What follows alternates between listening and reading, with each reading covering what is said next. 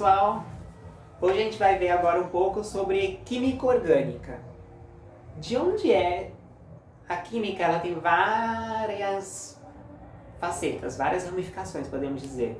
Existe físico-química, existe química geral, que muitos estudam, existe química inorgânica, química orgânica, química forense, vários tipos. Só que normalmente a gente estuda muito a questão de química orgânica. Por quê? Normalmente cai muito em vestibular isso, a questão da química orgânica, porque é a química que é mais baseada em, podemos dizer assim, em molécula, aquelas estruturas que vocês falam, meu, o que é isso? É isso que é química orgânica, gente. Mas a gente vai entender um pouquinho de uma maneira mais tranquila. Normalmente, quando a gente escuta ouvir falar o termo orgânico, a gente subentende que deve ser aqueles produtos orgânicos que a gente vê no supermercado, arroz orgânico, fruta orgânica. Não, gente, a questão da orgânica, no caso da química, é um pouquinho diferente.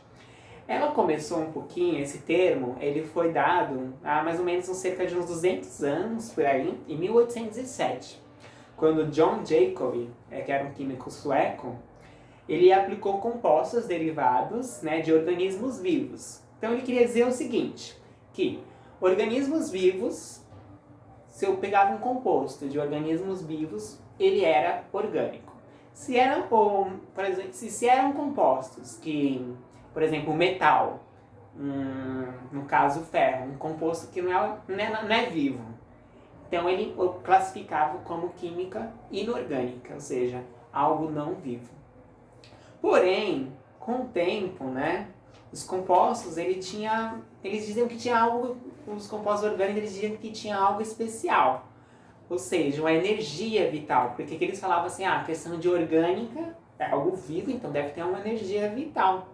Só que, em 1822, quando Friedrich Rothe, né, na Alemanha, o que ele fez? Ele aqueceu um composto inorgânico, que era amônia, com ácido cianídrico. E isso fez produzir cristais de ureia, absolutamente idêntico ao composto orgânico isolado de um animal. E agora? Como? Então, ou seja, caiu por terra esse termo orgânico. Porque a pessoa perguntou agora, como que a gente vai classificar a química orgânica da inorgânica?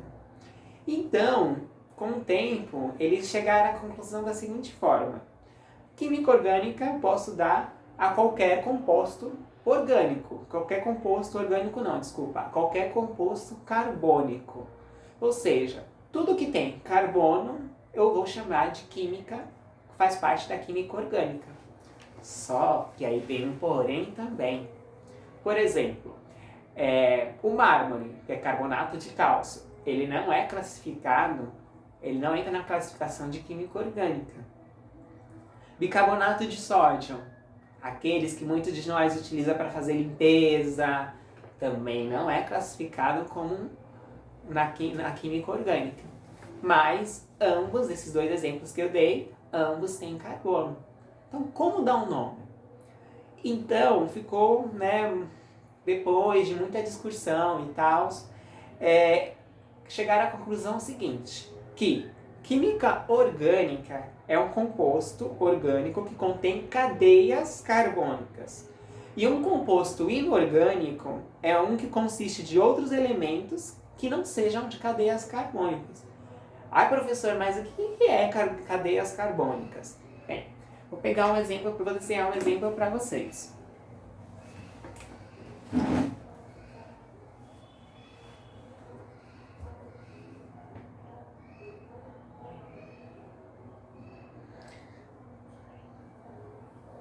Bom, isso é considerado uma cadeia carbônica, onde eu tenho carbonos ligados a carbonos e hidrogênio.